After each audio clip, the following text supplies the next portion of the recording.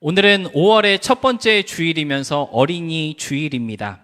흔히 우리가 5월을 가정의 달 또는 가정이란 무엇인지 생각하고 또 돌아보는 그러한 달이라고 부르는데요. 그래서 그런지 5월 그 교회 행사들이 있는 교회력을 이렇게 살펴보면 가정에 대해 생각하게 만드는 그러한 절기들로 가득 차 있는 것을 볼 수가 있습니다. 5월 첫 번째 주일인 오늘은 어린이 주일로 우리가 모이고 있고요. 다음 주일은 무슨 주일일까요? 어버이 주일이라고 이렇게 써 있는데 아무리 생각해도 어버이 주일이 아니라 어머니 주일인 것 같습니다. 마더스데이가 같이 겹치다 보니까 교회력은 어버이 주일인데 그냥 엄마들을 위한 날이다라고 그렇게 생각하시면 될 것 같고요. 5월 셋째 주일은 스승의 날인데 그 5월 21일이 보니까는 부부의 날이더라고요. 그래서 어떤 교회는 5월의 네 번째 주일을 부부의 날로 이렇게 기념하면서 예배로 모이기도 하는 것 같습니다. 이처럼 5월이 되면 우리는 가정에 대해 깊이 생각하게 되고요. 또 가족의 의미를 돌아보면서 좀 더 화목하고 행복한 가정을 위한 어떠한 노력을 다짐하게 되는 것 같습니다. 그런데 만약 누군가 여러분에게 이렇게 물어본다면 여러분은 어떻게 대답해 주시겠습니까? 나도 우리 가정이 화목해지고 싶은데 뭘 해야 할까요? 화목한 가정을 위해 실천할 수 있는 것 한 가지만 알려주세요 라고 누군가 여러분에게 물어본다면 여러분은 무슨 말씀을 해주실 수 있으실까요? 화목한 가정을 위한 나만의 어떤 그러한 노하우를 혹시 가지고 계십니까? 제가 설교를 준비하면서 아무래도 이제 저도 아빠가 처음인 사람이니까 어떤 노하우가 있을까 이렇게 고민하다가 저희 아버지가 생각이 나더라고요. 돌아가셨지만 제 기억에 저희 아버지는요, 일 끝나고 퇴근하시는 길에 늘 통닭 한 마리를 사가지고 오셨었거든요. 근데 제가 어릴 때만 해도 뭐 이렇게 양념 통닭이니 파닭이니 이런 게 없었어요. 그냥 정말 툰탁하게 튀김옷 입혀가지고 튀겨낸, 요즘에는 시장 통닭이라고 그러죠. 그냥 시장 통닭 그 한 마리를 이렇게 가지고 오셨는데 그 한 마리를 가지고 오시는 아버지의 발걸음 소리만 들려도 어린 나이에 얼마나 기쁘고 행복했는지 이렇게 설교를 준비하면서 그 기억이 새삼 이렇게 떠올랐습니다.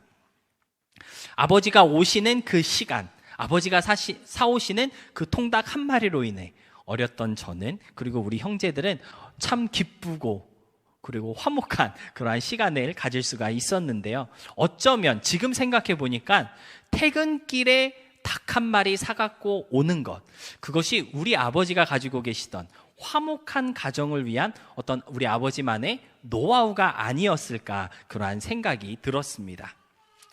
어쩌면 저와 여러분 우리 모두는요, 내가 생각하는 화목한 가정을 만들기 위한 어떤 나만의 방법 또는 나만의 노하우를 하나씩은 가지고 있을 것 같은데요. 인터넷을 살펴보면은 그러한 것들 많이 있잖아요. 뭐 화목한 가정을 위해서 지켜야 할 15가지 수칙, 행복한 결혼 생활을 위해 잊지 말아야 할 10가지 계명, 이런 거 보신 적 있으신가요? 한 번이라도 보신 적 있으신 분은 화목한 가정을 위해 노력하시는 분입니다. 저 엄청 많이 찾아봤거든요. 이렇게 몇 가지를 좀 찾아보다가 보니까 공통적으로 말하고 있는 게 한 가지 있다는 것을 발견할 수 있었는데요. 뭔지 아십니까 혹시? 화목한 가정을 위해서, 행복한 결혼 생활을 위해, 닭살 돋는 결혼 생활을 위해서 꼭 해야 할 것 한 가지, 그게 뭐냐면요, 대화하라라는 겁니다. 서로 이야기가, 컨버세이션이 끊이지 않게 하라라고 공통적으로 알려주고 있었는데요. 서로가 서로에게 말을 하고 또 이야기를 들려주며 자신의 생각이나 마음을 전달할 때 가정이 화목해진다라고 많은 분들이 말하고 있었다라는 것이죠. 그래서 이 대화라는 것이 정말 중요하다라는 것을 새삼 다시 깨달을 수 있었고요. 우리 가정도 대화하는 가정이 돼야겠다 그렇게 다짐했었는데요. 그런데 생각해 보니까 막상 대화를 하려고 하면 생각만큼 좀처럼 쉽게 되지 않고 있는 것을 발견할 수 있었습니다. 네, 아빠가 이따가 빼줄게요. 이따가 빼줄게요, 아빠가. 네, 장난감을 주는 건 아니었나 봅니다. 네, 어린이 주일이니까. 네. 대화라고 하는 것이 정말 중요한데 막상 대화를 하려고 하다 보면 쉽게 잘 대화하지 못하는 것을 우리가 종종 발견하게 되는데요. 그래서 많은 분들이 화목한 가정을 갖고 싶다라고 꿈은 꾸지만 대화하는 가정을 만드는 것에 있어서는 쉽지 않다라고 하는 그러한 벽을 만나게 되는 것 같습니다. 그럼에도 불구하고 정말 많은 사람들이 화목한 가정을 위해서 해야 할 일 첫 번째로 대화를 언급하고 있는 것은요, 대화하는 것만큼 가족들 간의 유대 관계를 효과적으로 끈끈하게 만드는 방법도 없기 때문일 텐데요. 따라서 대화하는 가정, 대화하는 가족, 대화가 오가는 그러한 공동체를 이루어 나갈 필요가 분명히 있는 것 같습니다. 그런 의미에서 저는요, 성공적으로 대화하는 가정을 만들기 위해서 우리가 할 수 있는 일이 하나 있다라고 그렇게 생각이 드는데요. 그게 뭐냐면 대화하지 말라라는 거예요. 대화하는 가정을 위해서 우리가 기억해야 할 것 한 가지는 뭐냐면요, 대화하지 말자라는 겁니다. 대신에 잡담하는 가정을 만들자, 그러한 실천을 해볼 수 있을 것 같습니다. 사실 대화라고 하는 것이요, 별거 없거든요. 그냥 뭐 의미 있고 깊이 있는 이야기를 나누는 것만이 대화가 아니고요, 그냥 아무 생각 없이 별거 없는 일상을 나누는 것, 나의 하루는 이랬어 말해주고 그것을 들어주는 것이 대화라고 하는 것인데, 우리가 대화를 해야 한다 이렇게 생각을 하면 뭔가 의미심장한 말들을 해줘야 할 것 같고, 뭔가 좀 이렇게 깊이 있는 이야기를 나눠야 할 것 같은 부담감을 갖게 되는 것 같습니다. 그래서 대화한다라고 생각하지 마시고요, 그냥 잡담을 나눈다, 쓸데없는 이야기를 많이 나누자, 그러한 생각을 가지고 우리가 접근을 하게 된다면 뭔가 좀 자유롭고 가벼운 마음으로 대화할 수 있지 않을까 생각이 되어지는데요. 뭐 대화가 되건 대화를 하건 잡담을 하건 중요한 것은 같은 공간에서 우리가 같은 공기를 나누면서 누군가는 말을 하고 누군가는 그것을 들어주는 것, 그 모습을 통해 서로에 대한 관심이 생기고 그리고 배려가 피어나게 되는 뭐 그러한 일들이 생겨난다는 것, 사실은 그것이 중요한 것이잖아요. 그래서 대화하려고 이렇게 부담 갖지 마시고 그냥 잡담을 나눈다라고 하는 그러한 생각으로 좀 우리의 가정에 이렇게 접근할 수 있고 실천할 수 있으면 좋을 것 같습니다. 여러분이 가장 편하다고 생각하는 그러한 사람 한 사람은 있죠. 나랑 정말 친한 친구 한 사람은 아마 있으실 텐데요. 여러분, 그 사람과 같이 보내는 어떤 그 시간들을 한번 생각해 보시기 바랍니다. 뭔가 막 의미 있고 깊이 있는 이야기를 나눌 때도 물론 있겠지만, 보통은요 정말 쓸데없는 얘기 하느냐고 막 정말 수없이 많은 시간을 보낼 때가 더 많은 것 같습니다. 대화라고 하는 것은요, 이처럼 잡담에서부터 시작되는 것이고요. 그래서 우리들의 가정을 잡담을 나누는 그러한 장소로 좀 회복할 수 있다면 우리의 가정이 화목하고 유쾌한 공간이 될 것 같습니다. 5월 가정의 달을 맞이하면서 저는 여러분에게 화목하고 화평한 가정을 만들기 위한 노력으로 우리의 가정을 잡담하는 가정 만들기로 한번 좀 도전해 보자고 그렇게 권면하고 싶습니다. 저희 아버지 세대 때만 해도 일상 얘기를 하거나 또는 이렇게 뭐 별거 없는 이야기를 하면 쓸데없는 소리 하지 말고 가만히 있어, 이렇게 면박을 주시는 분들이 가끔 있었거든요. 근데 여러분, 세상에 쓸데없는 소리는 없습니다. 우리가 쓸데없는 소리다라고 생각하는 그 소리들, 별거 없는 이야기들, 사소하고 별거 없고 정말 지루한 그러한 일상들을 푸념하듯 쏟아내는 그러한 잡담의 소리가 오히려 우리의 가정에 가득하게 되면요, 끊어졌던 대화의 고리가 다시 연결되게 되고 잊혀졌던 서로의 목소리를 다시 듣게 되는 그런 귀한 일들이 일어나게 된다는 것을 꼭 좀 기억하시고, 우리의 가정에서 잡담의 소리가 좀 조금씩 더 크게 들려날 수 있기를, 잡담의 소리가 회복될 수 있기를 축복하며 소망합니다. 여러분, 우리의 가정이 화목하고 화평한 공간이 될 수 있어야 우리의 믿음 생활도 한결 좀 부드럽고 그리고 화목하고 평탄한 그러한 믿음 생활이 될 수 있습니다. 어떤 분이 그런 얘기 하더라고요. 평강한 믿음 생활의 출발점은 가정에서부터 시작된다. 우리가 믿음 생활을 기쁘고 즐겁게 하기 위해서는요, 우리의 가정이 행복해야 한다라는 거예요. 우리 이재선 목사님도 경험 많이 해보셨겠지만 꼭 주일 아침만 되면요, 별것도 아닌 것 같고 집에서 아이들한테 잔소리하게 되고 꼭 사모랑 말다툼하게 되더라고요. 가정의 행복이 깨지면요, 믿음 생활의 행복이 깨지기 때문에 사탄은 우리의 믿음 생활이 행복한 믿음 생활이 되지 않게 하기 위해서 우리의 믿음 생활을 공격하는 게 아니라 어디를 공격할까요? 우리의 가정을 공격합니다. 그래서 평강한 믿음 생활의 출발점은 가정에서부터 시작된다는 것을 우리가 좀 기억해야 할 필요가 있겠고요. 가정에서의 평안을 통해 또 믿음의 평안을 이어가는 저와 여러분이 되어야 하겠습니다.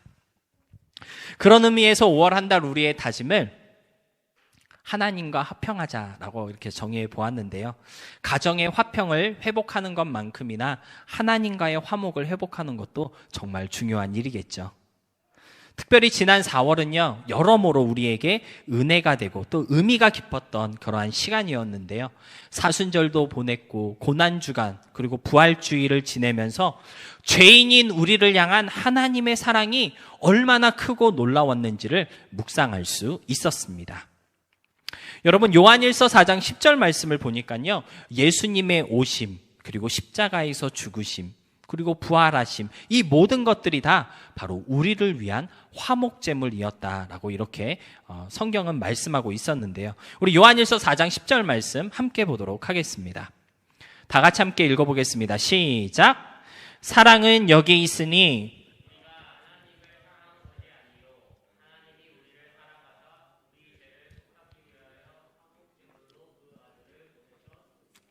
하나님께서 화목제물로 예수님을 우리에게 보내셨다라고 사도 요한은 말씀하고 있는데요.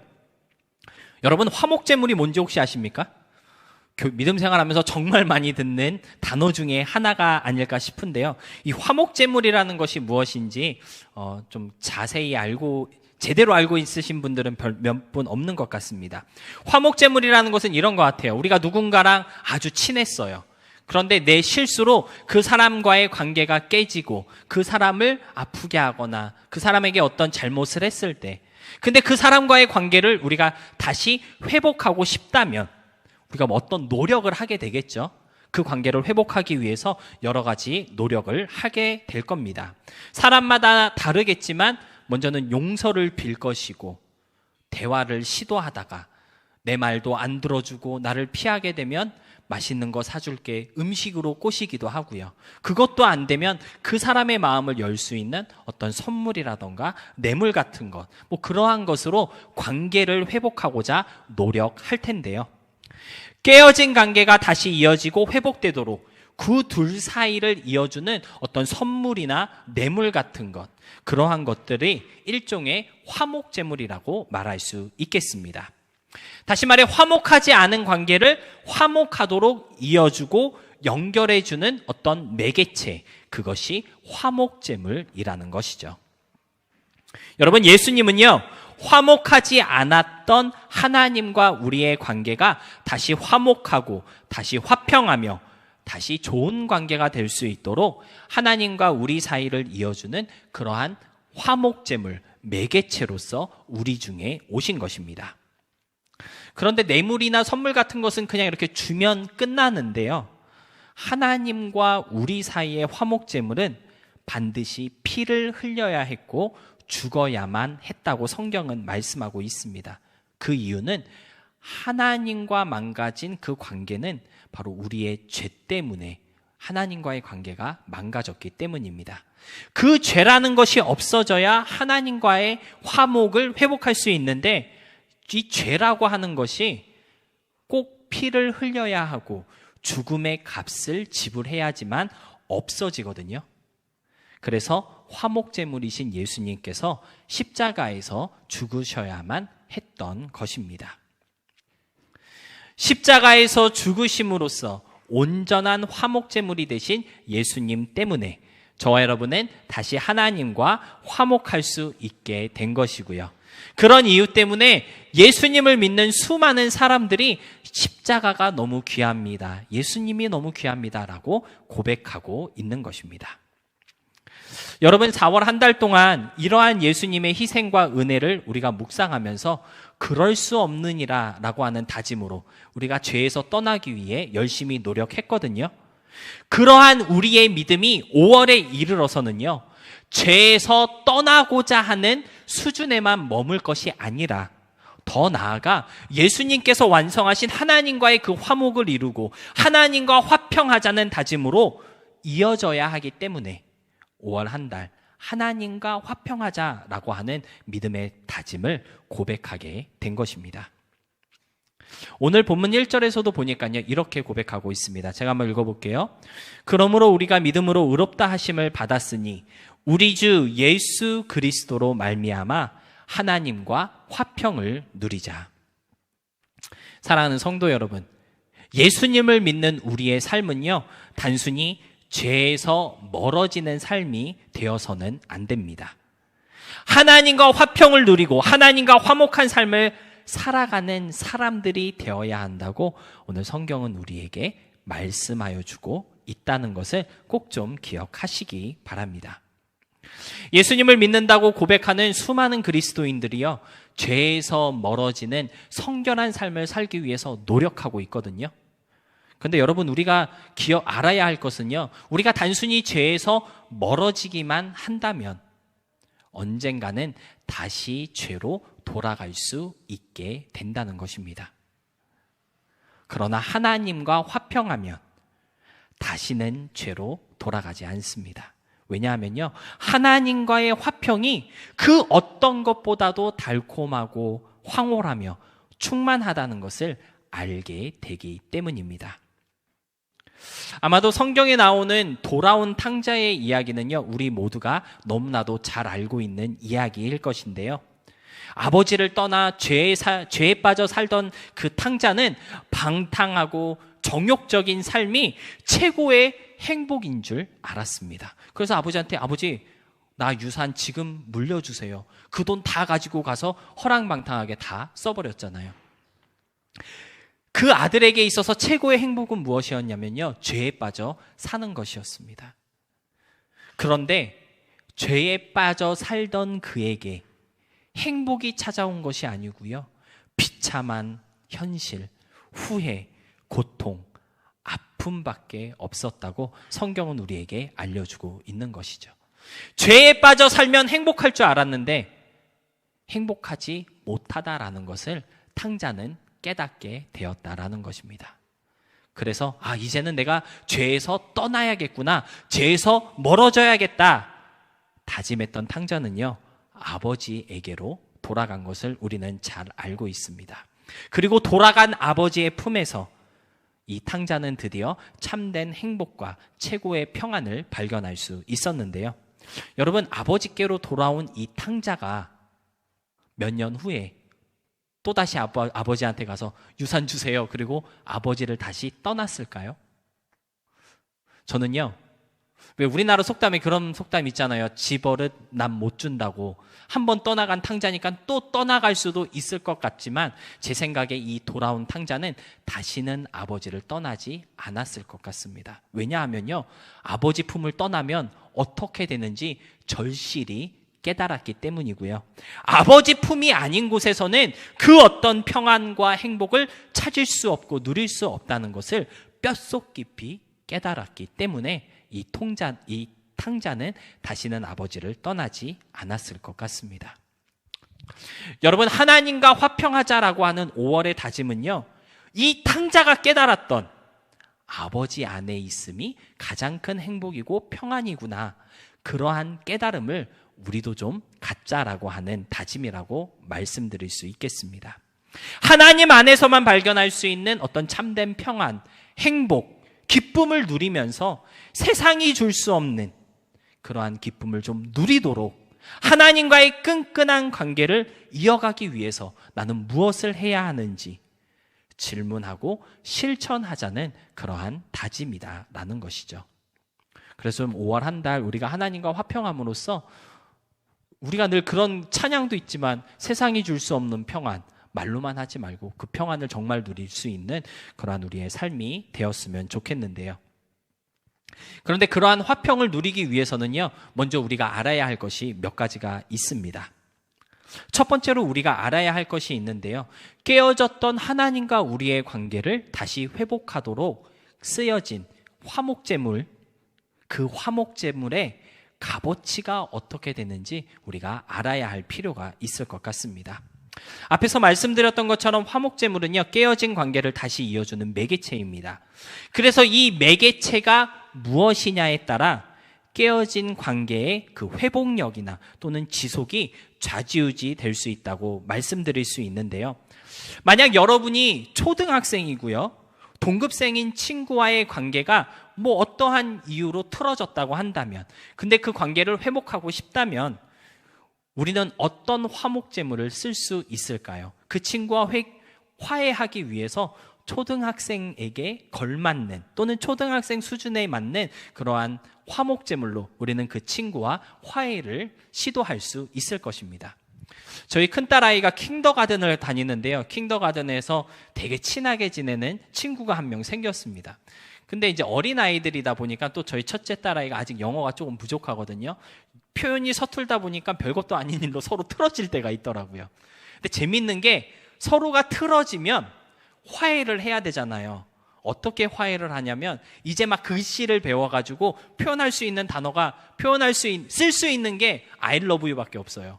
정말 삐뚤빼뚤한 손글씨로 I love you 종이 쪼가리에다가 써서 감자칩 하나랑 친구를 주면 금방 사이가 다시 좋아지더라고요. 킹더가든에 다니는 우리 아이, 그 아이들의 수준에서 쓰일 수 있는 화목제물, 화해의 선물은요, 이쁘게 쓴 것도 아닌 삐뚤빼뚤하게 쓴 그냥 아무 종이장에다 쓴 그 I love you 그거 하나랑 감자칩 하나면 그 관계가 회복될 수 있었던 것입니다. 근데 여러분, 하이스쿨에 다니는 친구의 관계가 틀어졌다고 생각해 보세요. 하이스쿨에 다니는 친구가 서로의 그 관계를 회복하기 위해서 삐뚤빼뚤한 글씨로 I love you 아무 종이에다가 써가지고 조그만한 감자칩 하나로 가져가서 나 너랑 화해하고 싶어 이렇게 한다면 화해가 될까요? 안 될까요? 오히려 싸움이 커지겠죠? 왜냐하면 하이스쿨 다니는 아이들의 수준에 맞지 않는 화목제물이기 때문에 그렇습니다. 20대 중반의 청년들이 어떠한 이유로 관계가 망가졌다면, 그리고 그 관계를 회복하고 싶다면 그 수준에 맞는 화해의 선물 또는 화목제물이 필요할 것이고요. 그 화목제물이 무엇이냐에 따라 그 회복이 빨라질 수도 있고 느려질 수도 있다라는 것이죠. 제가 예전에 한 드라마를 보는데 그 드라마에서 정치인들에게 뇌물을 주는 그러한 장면이 나오는데 제가 그 장면을 보면서 한 가지 배운 게 있습니다. 그 장면에서 그런 얘기를 하더라고요. 정치인이 기대하는 만큼의 뇌물을 준다면 그 뇌물이 뇌물로서의 효과를 발휘하겠지만 그 사람이 기대하는 것보다 적은 뇌물을 준다면 오히려 안 주느니 못하다라고 하는 말을 하더라고요. 이게 무슨 뜻입니까? 어떠한 관계를 회복하거나 어떠한 관계를 맺으려고 할 때 우리가 줘야 하는 그런 매개체, 화목제물은요, 내 입장이 아닌 상대방의 입장에서 고려되고 준비되어야 한다는 것을 말하고 있는 것이다. 말하고 있는 것을 우리가 알 수 있을 것입니다. 여러분, 우리가 누군가와 끊어진 관계, 틀어진 관계를 회복하기 위해서 화목제물을 준비해야 한다라고 한다면 내가 생각하는 수준에서 준비해야 할 것이 아니고요. 화목해야 할 대상의 수준에서 요구되는 것으로 준비해야지만 그것이 진짜 화목제물로서의 효력을 발휘할 수 있을 것입니다. 그래서 삐뚤빼뚤한 손글씨와 조그만한 감자칩 한 봉지가 킹더가든에 다니는 친구들 사이에서는 먹힐지 모르지만 하이스쿨 다니는 친구의 마음을 돌리기에는 역부족이고 어른들 사이에서 화해의 선물로 쓰이지 않고 있는 것입니다. 그런 의미에서 하나님과의 화평을 위한 화목제물은요, 우리의 수준에 맞는 화목제물이 아니라 하나님의 수준에 맞는 화목제물이어야 한다는 것을 우리가 알아야 할 필요가 있는데요. 그래야지만 하나님과의 화평이 이루어지고 그 화평이 계속해서 지속될 수 있습니다. 그런 의미에서 하나님과 우리 사이에 화목제물이 되신 예수님의 값어치를 우리가 한번 생각해 볼 필요가 있다라는 것이죠. 얼마나 대단한 화목제물이셨는지, 얼마나 크고 위대한 희생인지를 알아야 할 필요가 있다라는 것입니다. 여러분, 화목제물이셨던 예수님은요, 하나님이 원하시고 기대하신 수준에 딱 맞았던 화목제물이었습니다. 아니었다면 저와 여러분은 여전히 죄 가운데서 회방되지 못했고, 그리고 죽음의 삶을 살아가고 있었을 것이기 때문인데요. 그렇다면 도대체 예수님의 화목제물은 어느 정도의 수준이었고 또 어느 정도의 값어치이었을까요? 이것을 우리가 알아야 하나님과의 화평이 얼마나 고귀한 화평인지를 우리가 알게 될 것이고요. 이 화평의 관계가 절대 깨질 수 없는 관계라는 것을 깨달을 수 있을 것입니다. 도대체 예수님의 그 화목제물은 얼마나 뛰어난 화목제물이었을까? 그 화목제물의 값어치를 알기 위해서는 먼저 화목제물을 요구하신 하나님의 수준을 우리가 이해해야 할 필요가 있겠습니다. 앞에서 말씀드린 것처럼 만약에 우리가 화해해야 할 하나님의 수준이 초등학생 수준밖에 안 된다면 예수님의 그 어떤 값어치도 그 정도밖에 되지 않겠죠. 하나님의 수준이 20대 청년들 정도의 수준이다. 그러면 예수님의 수준도 그 정도밖에 되지 않을 것입니다. 그래서 우리가 하나님의 수준, 표현이 좀 그렇긴 하지만 하나님의 가치를 아는 것이 중요하다 할 수 있는데요. 여러분, 하나님의 수준, 하나님의 가치는 도대체 어느 정도 될까요? 쉽게 대답할 수 없는 그러한 질문인 것 같은데요. 느헤미야 6장 9절 말씀 보니까요, 이러한 말씀이 있습니다. 우리 다 같이 함께 보겠습니다. 오직 주는 여호와시라. 하늘과 하늘들의 하늘과 1월 성신과 땅과 땅 위의 만물과 바다와 그 가운데 모든 것을 지으시고 다 보존하시오니 모든 천군이 주께 경배하나이다. 여러분, 하나님의 수준이 어느 정도냐면요, 눈에 보이는 모든 것, 보이지 않는 모든 것을 다 창조하시고 보존하시는 분이 하나님이시라고 느헤미야는 말씀하고 있습니다. 그런 하나님이시기 때문에 모든 천군이 주께 경배한다고 찬양하고 있는데요. 하나님의 수준이 어느 정도인지 말로 표현할 수 없다라는 것이겠죠. 그러한 하나님께 우리가 뭔가를 드릴 수 있다는 그러한 생각 자체가 어리석고 부질없는 생각이라고 오늘 성경은 우리에게 알려주고 있는 것 같습니다. 그래서 역대하 2장 6절을 보니까요, 솔로몬이 하나님 앞에 하나님의 성전을 지으면서 그러한 고백을 했더라고요. 역대하 2장 6절 말씀입니다. 누가 능히 하나님을 위하여 성전을 건축하리요? 하늘과 하늘들의 하늘이라도 주를 용납하지 못하겠거든. 내가 누구기에 어찌 능히 그를 위하여 성전을 건축하리요? 그 앞에 분향하려 할 따름이니이다. 여러분, 솔로몬이 하나님 앞에 성전을 짓기 전에 내가 지으려고 하는 이 성전은 하나님을 모시려고 지으는 것이 아니고요, 그냥 하나님 앞에 분향하려고 짓는 것입니다. 이러한 고백을 했거든요. 근데 여러분이 아셔야 할 게, 솔로몬이 지었던 그 하나님의 성전은요, 아마 지금까지도 그러한 건축물은 없을 겁니다. 가장 크고 아름답고 가장 비싼 건축물 중에 가장 비싼 건축물이었습니다. 성경을 이렇게 쭉 보면요, 솔로몬이 하나님의 성전을 지으면서 금을 어마어마하게 쏟아부었거든요. 은도 엄청 쏟아부었지만 금으로 벽을 칠하고 바닥을 깔고 아주 금으로 도배를 했습니다. 어떠한 학자들이 조사를 해봤다고 하더라고요. 연구를 했다고 합니다. 도대체 얼마만큼의 금을 쓴 것일까? 적게 잡아도 금을 약 57톤 정도 쓴 거고요. 좀 많게 잡으면 약 3,000톤 정도 금을 갖다 부은 성전이 솔로몬의 성전이었다라고 말을 하더라고요. 너무 많으니까 어느 정도인지 감이 안 오시죠. 여러분, 지금 세계에서 금을 가장 많이 갖고 있는 나라가 미국이거든요. 미국이 보유하고 있는 금의 보유량이 약 8,000톤 정도 된다고 합니다. 그러니까 만약에 성경의 기록이 맞다고 한다면 솔로몬이 지금 미국이 갖고 있는 금의 약 절반 정도를 하나님의 성전 짓는데 쏟아 부었다라는 것이죠. 얼마나 비싸고 얼마나 화려하고 얼마나 대단한 성전이었는데, 그런데 솔로몬은요, 그 정도로도 하나님께 드리기에는 너무 부족합니다. 그냥 저는 여기서 향만 피우겠습니다라고 대답할 정도로 하나님의 수준을 우리가 감히 가늠할 수 없다라는 것입니다. 그러기 때문에 하나님께 드려야 할 화목제물도 어떨까요? 우리가 상상할 수 없는 수준이어야 한다는 것을 우리는 깨달을 수가 있는데요. 그래서 예수님께서 친히 화목제물이 되신 것입니다. 여러분, 예수님은요, 하나님이시죠.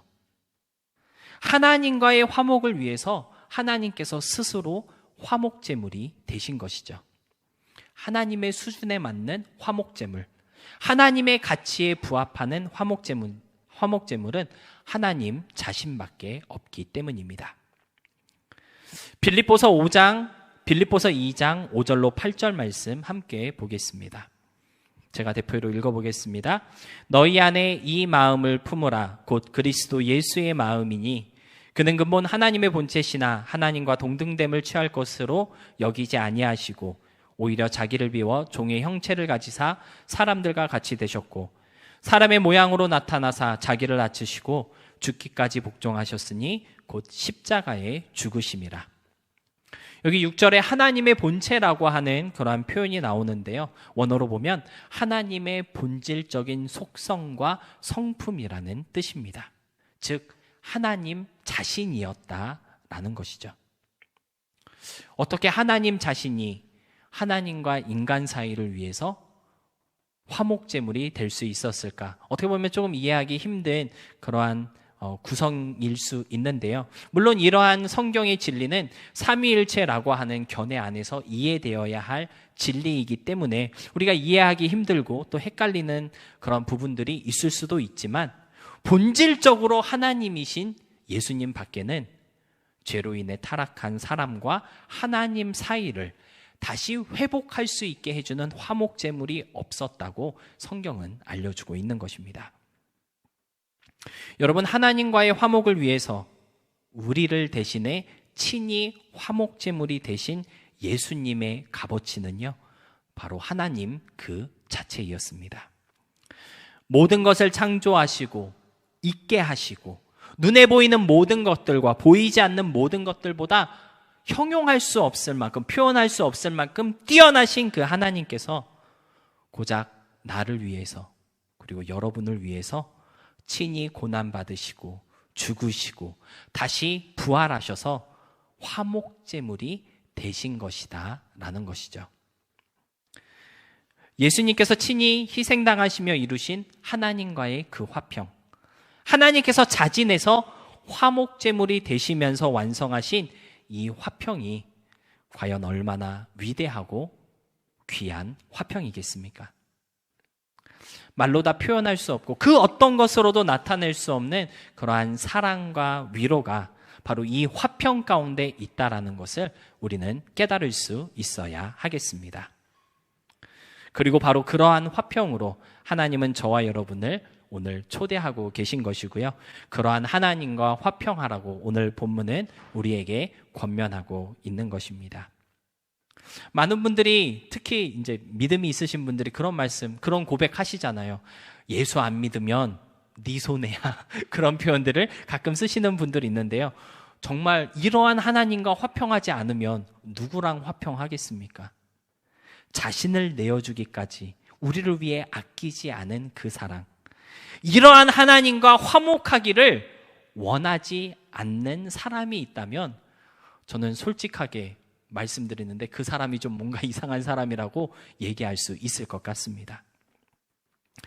예전에 교회에서 즐겨 부리던 찬양 중에 예수님이 좋은 걸 어떡합니까? 라고 하는 그런 찬양이 있는데 혹시 아시나요? 좀 약간 타령 느낌 나는 찬양인데, 예수님이 좋은 걸 어떡합니까? 예수님이 좋은 걸 어떡합니까? 이러한 찬양, 우리가 예전에 많이 불렀던 찬양인데요. 이 찬양의 고백이 그냥 입술에서 나오는 고백이 아니라 우리의 마음에서 울려 나오는 고백일 수밖에 없는 게, 예수님이 완성하신 그 하나님과의 화평이 정말 진짜 이렇게 좋을 수밖에 없기 때문입니다.